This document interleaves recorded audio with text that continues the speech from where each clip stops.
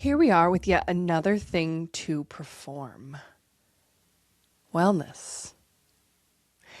If you don't feel like listening to me rant for the next 30 minutes, you probably should turn this one off because I'm feeling a bit spicy over this one.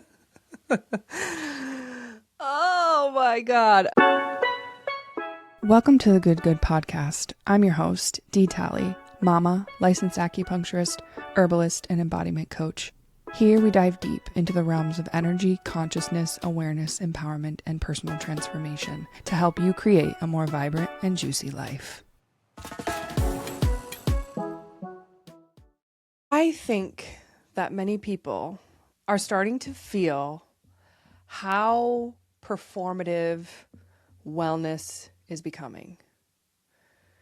Buy this product, get this thing, purchase this course, you'll be fixed, you'll be healed.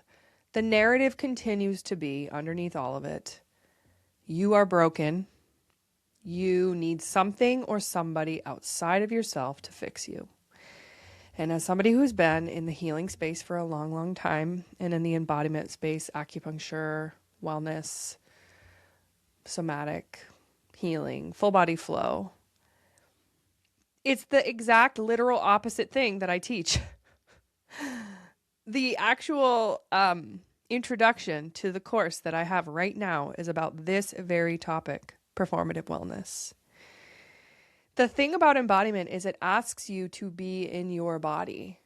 And so we're in a really weird place where the phone and the screen is now the vehicle through which you experience finding people that you would like assistance and help with learning how to be in your body.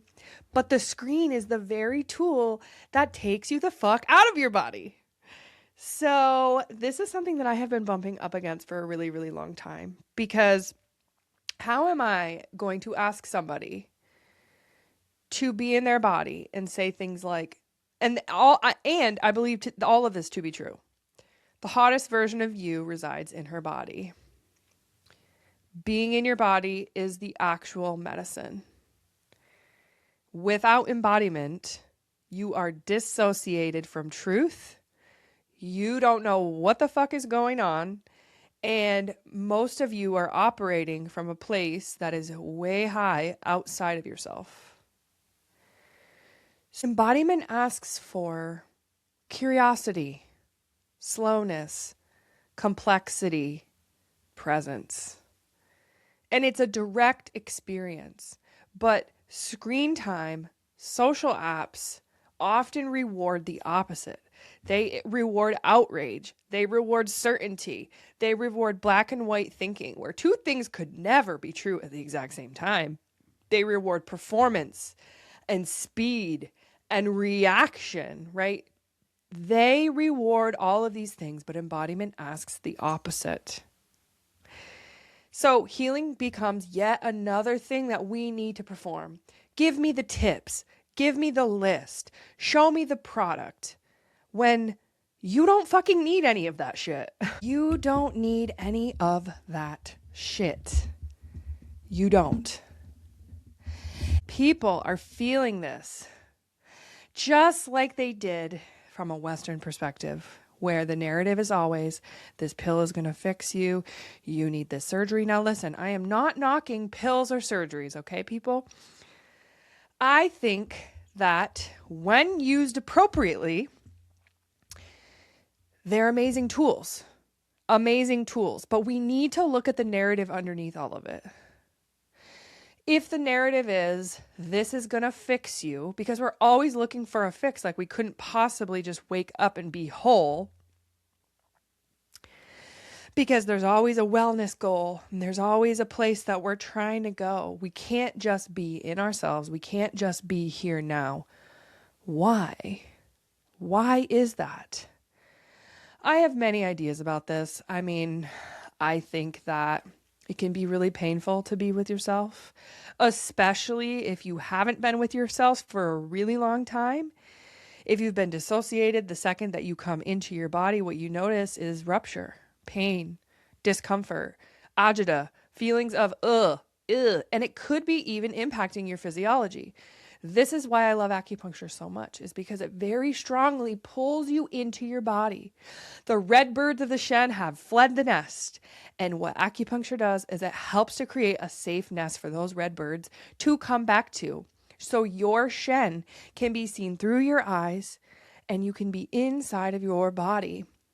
If somebody were to ask me, what is the one thing that you need to heal?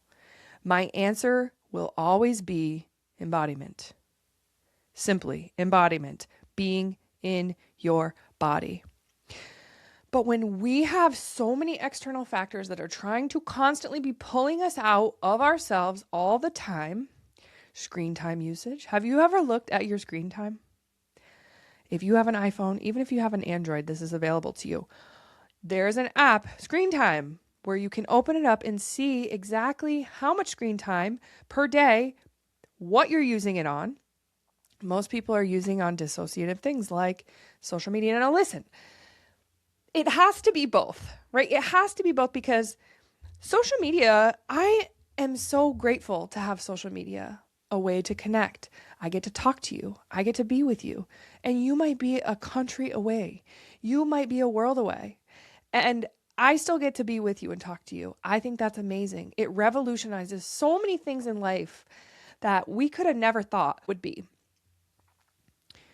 But it's one of the things that directly pulls us out of our body. And I think a lot of wellness practitioners, people in the holistic health field, people even in medicine are noticing that there are some drawbacks to very high screen time,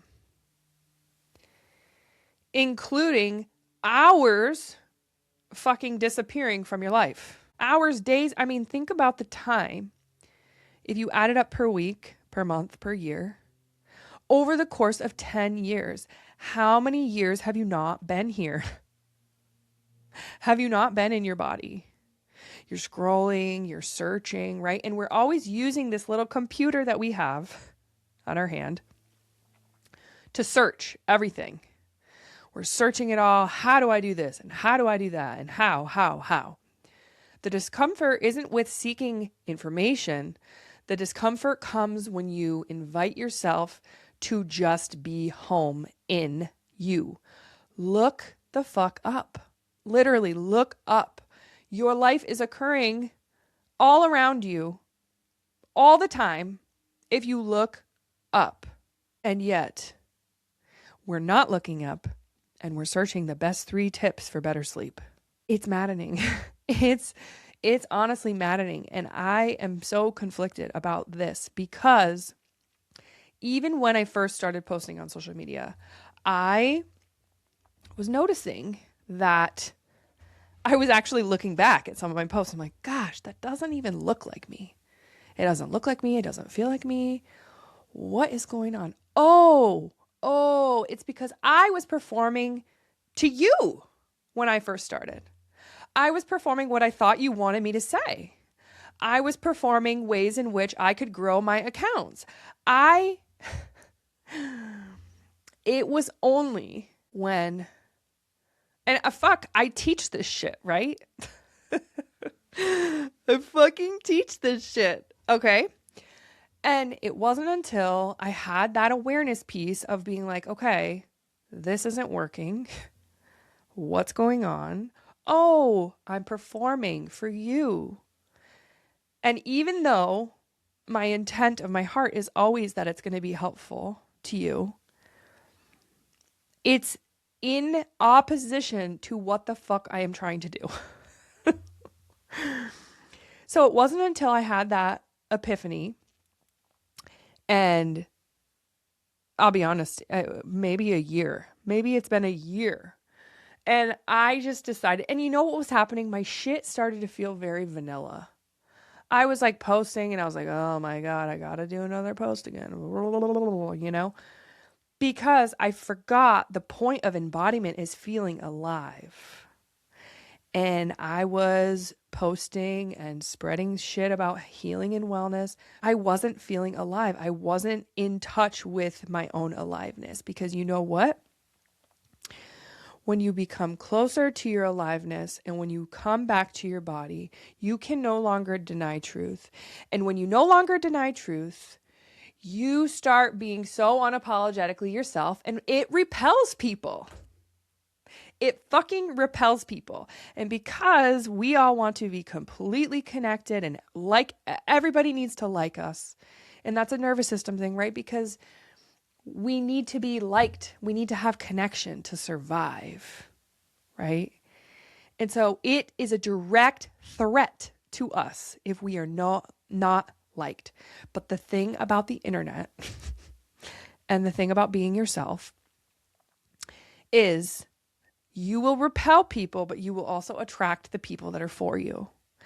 And so once that shift started, that's exactly what happened. There's, like I said, black and white thinking and a lot of things that are emotionally charged on the internet. And people let you know. The amount of hate that I have gotten just these past 2 weeks has been astronomical. And it's kind of wild to even talk about because it's like, I literally got a DM that said dumb bitch. Like, and I truly have love in my heart for people who feel so inclined to spread hate over somebody just being in their truth.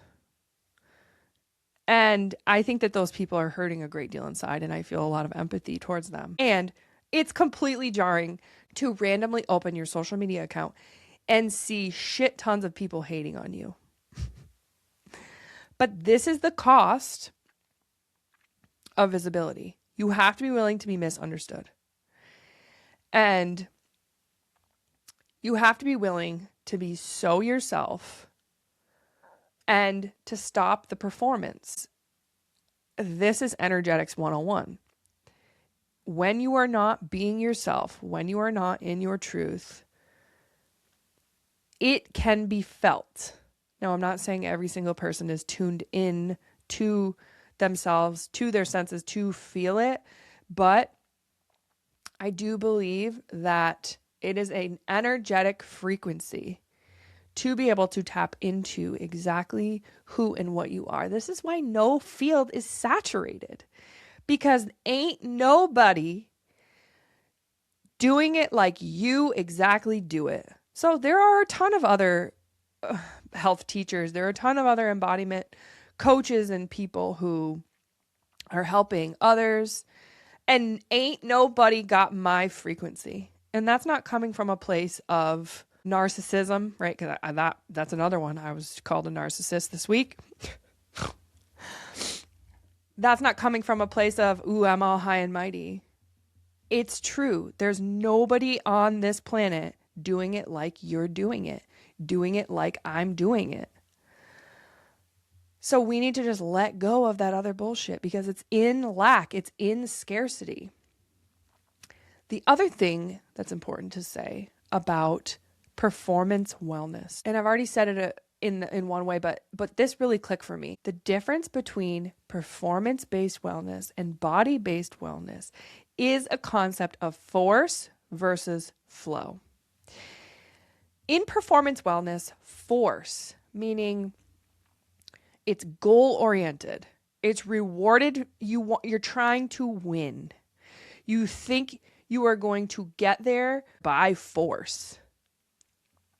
And it takes all the fun and magic out of it. Because then it just becomes another checklist, another to-do list. Because you couldn't possibly be whole just as you are. You couldn't possibly. Force, checklist, performance, winning, having everything be measured, right? And this is a fucking pet peeve of mine, is the people who come in with all of the measurements.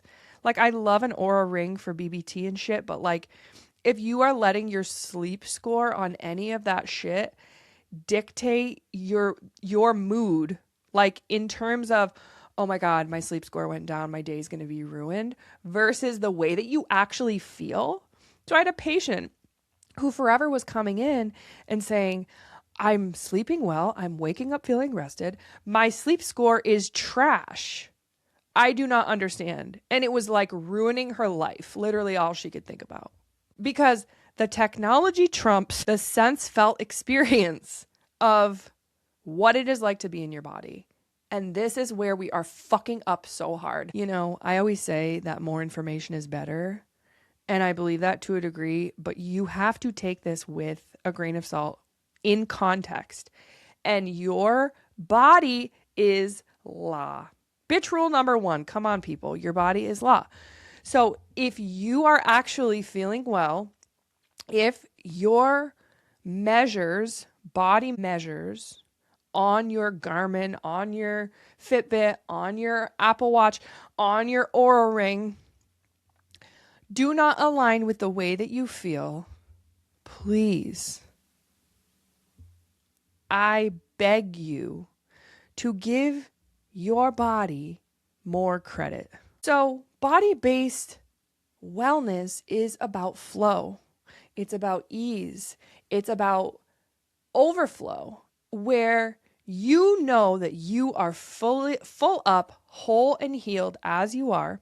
And you can still have goals when you have body-based wellness, by the way. That's the thing that people get confused. Oh, if it's about flow, then how am I supposed to measure? And blah, blah, blah, blah, blah. And what I'll say is the measurement is you. The measurement is you in your senses. The measurement is how you feel. The measurement is what it's like to be inside of your body. That is what I mean by flow. It's not this kind of woo-woo concept where it's all chaos and there is no measure. But flow asks you to release, relinquish control, and trust that your body has your best interest at heart, the universe has your best interest at heart, and your body has the ability to heal. That is flow. Now, when somebody is exiting performance-based wellness and going towards body-based wellness, there comes a moment of fear, because the amount of trust that you need to lean into that you maybe have never leaned into, that level of trust. I personally think that it takes courage, but I think there's a great deal of peace on the other side of rupture. Rupture might be the thing that causes you to exit because it's uncomfortable. It's uncomfortable to see a backlog where you have not been in your truth, you've overridden yourself, you laugh off your intuition. I feel like whenever I think about this, I get the visual of like a tube with garbage in it. Like that's your channel. That's your clarity from source, God, the universe, Gus, whatever the fuck you want to call it. That is still trying to flow, even if there's garbage in it. So I feel like repair of rupture is actually just clearing out the garbage in that channel so you can have a clear flow. That is the visual that I get when I think about it. But if you look at the garbage and you go, ain't no fucking way I'm going to deal with all that shit, then that is your choice. You will be seeking and seeking and seeking, and years might go by where you are still seeking. You can't find it. Because I'm telling you, where you find it is inside of your body. When everything asks you to exit, literally everything, because they can't fuck with you when you're inside of your body. I had this thought about birth and giving birth and just how fucking powerful it is and how close we get to truth when we birth babies. And everybody has a different experience. So, I would never say that my experience has been your experience.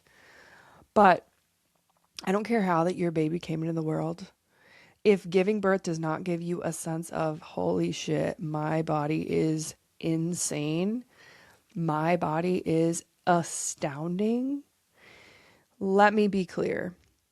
You may have experienced quite a bit of birth trauma in which you might be thinking that your body betrayed you or that it didn't go the way that you wanted. But every single birth is miraculous. truly a miracle when you think of all the steps that it took to have conception, grow this baby, get them to a place where they're coming out, they come into the world, and you did that. Your body did that.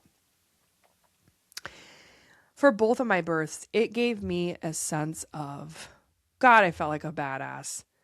I felt raw because I was raw. And so many of us are raw after we give birth, right? We're stripped bare, literally and figuratively in every single way. And I was holding that baby and I was like, holy shit, I fucking did it. I cannot believe I fucking did it. And I looked down at my body and I was like, girl, you are crazy and I love you. You are crazy. That shit is nuts. Nobody can take that away from you. Nobody can take that feeling away from you. And so I think the reason why, and how does this even tie to what the fuck I'm saying? The reason why is because when we are out of our bodies, when we are asked to not be home in ourselves, we're seeking, we're searching, we're easily manipulated. It's easy to tell somebody, this is wrong with you, you need this, you're broken, take this, do that. And they believe you, right? They believe you. Birth was another one of those experiences where when you are giving birth, you have no fucking choice but to be with yourself. Literally no choice. Why? Because those sensations are bringing you to your knees. They're bringing you so close to the core of you. And for me, I had lots of existential questions like, am I going to die? I might just die. And I feel like those questions put you so close to truth, so close to the kernel of life that is your soul inside of your body, where you have no choice but to be in. Think about it, right? Like if you have given birth when you are in a contraction, the sensations. So what happens? If you fight the sensation or get really freaked out, your body, who is fucking smart, tenses up. And that's the response of like, oh, this hurts, right? I'm going to tenses up, thinking that that's going to protect you, right? What does that do to the contraction? It makes the pain so fucking bad that out of this world, it makes it so much harder. And it is the act of surrender, the act of softening, the act of allowing flow, right? You talk about birth as like this process, and you are the vessel. So if you can just be the vessel and let it flow through you, right? Like contractions as water, right? They talk about this as like cresting waves, right? Surges, right? You maybe have heard contractions being referred to in this way. When surges happen, I mean, shit, for the people who've had orgasmic births, I hope to one day interview somebody who had an orgasmic birth because holy shit, man, I did not have an orgasmic birth. That shit hurt like a motherfucker, truly. When I did not fight it, that was when I was able to come closer to surrender. If you're fighting, you can't surrender. You can't surrender, you're tensing. Your body is thinking that it's protecting you when it actually is in the way of the process that is occurring. And so, cultural conditioning, when we are outside of our bodies, we forget certain things about ourselves. Like, we gave birth to fucking humans. Hello? But aside from birth, for a lot of women, like that is the time that they were in their body. And then they're like, oh, that was an interesting experience. Like, And then we forget about it. And it's like, no, embodiment is a practice, which means Because people say this all the time. I can't do it. I can't be in my body. It's not real life to think that you will always be in body. It's just not real life. It is a practice to continually come back to yourself over and over and over and over and over and over and over and over again. This is flow. And it gets confusing because the internet feels very comfortable with either or, but the body understands both and. Performance loves certainty. Embodiment loves reality, truth, nature. Do you ever notice nature is just waffling? It doesn't choose one or the other. It truly is waffling. And I spoke about this in one of my recent posts about how one of the most crucial healing skills that you can cultivate is the understanding of dialectical thinking, which is that two equal and opposite things can be true at the exact same time. Oh my God, I got a fucking masterclass in this from the internet last week. I made a post online about how your parents did the best they could.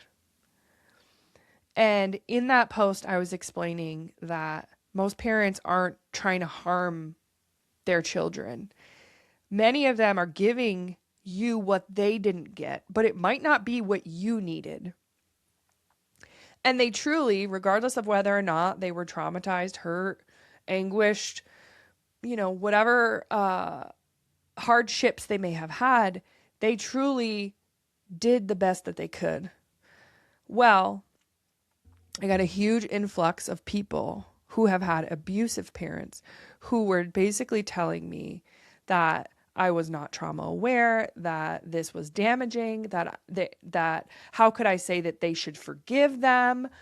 Or like almost as if I was that the statement that they did their best cancels out accountability for whatever action they occurred. And I clearly in the video was not talking about abuse. But dialectical thinking completely out the window. Like no way could your parent have hurt you, but also have been doing the best that they could. When in reality, the parent could be extremely hurt, extremely traumatized. Most parents don't do unto their kids what wasn't done to them.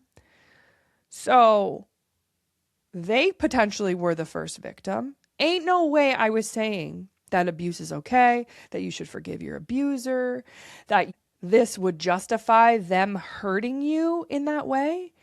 And being called damaging or like not trauma aware. And I'm talking like 60 comments, and it just kept coming and coming and coming. And I'm not going to lie, that is very jarring. That is very jarring.